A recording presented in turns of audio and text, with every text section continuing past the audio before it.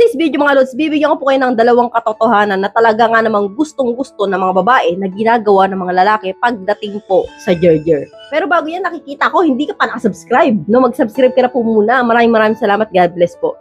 So alam niyo lods, no, pagdating po talaga sa kama, no, may dalawang bagay po kami na talagang gustong-gusto namin na ginagawa sa amin ng mga lalaki na hindi man namin masabi, pero talaga nga namang gusto namin. No? Kasi po, may mga babae talaga na nahihiya na, oy, anuin mo ko, ganyan. So, syempre, hindi po namin kayo paparangkahin na gawin mo yun. So, kami po ay naghihintay lang na gawin mo yun. So, proceed na po tayo agad sa number 1. Una, no, kinakamay. So, napaka-importante, Lods, na marunong kayo magkamay at mahilig kayo magkamay pagdating po sa Gerger. Kasi po, number 1 po talaga yan na gusto ng mga babae. Ibig sabihin, Lods, no, ito po yung pinapasok niyo yung ano ninyo, no, yung ito.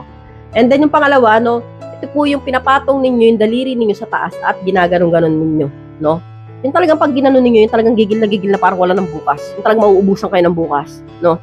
Para po kayong kumakain na mauubusan kayo ng ulam, ganun po dapat. Yung ibig sabihin, may pagkasalbahe, may pagkagigil, at may pagkasabik. So, kapag po ganun yung paraan ng pagkakamay ninyo, ang babae talaga nga namang liyad dyan, no? Ang babae parang mababaliw dyan. So, proceed na po tayo agad sa number 2. Ito po yung minumukbang, no? Ito po gusto talaga ng babae yan. Dapat po hindi po yan nawawala. So, although hindi po lahat ng mga lalaki ay nagbumukbang, no, meron po kasi talaga mga lalaki na ayaw magmukbang dahil mabaho ang petchay. So, yung mga ganun po hindi nagbumukbang dahil po nababaho sa petchay, lag po yung para sa mga babae. No, ayaw po namin talaga nun. So, gusto namin lahat ng mga lalaki nagbumukbang talaga. Ngayon, yun po yung pangalawang bagay na gustong-gusto ng mga babae na ginagawa sa during Gerger. Ano? So, hindi man po namin sabihin na, oy, mukbang mo ako. Siyempre, nakakahiya yun, no? Hinahantay po namin yun sa mga lalaki na nakakasegs namin.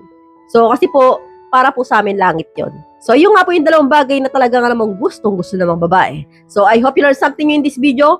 More videos to come. So, stay connected and see you again to my next video. God bless. Bye-bye!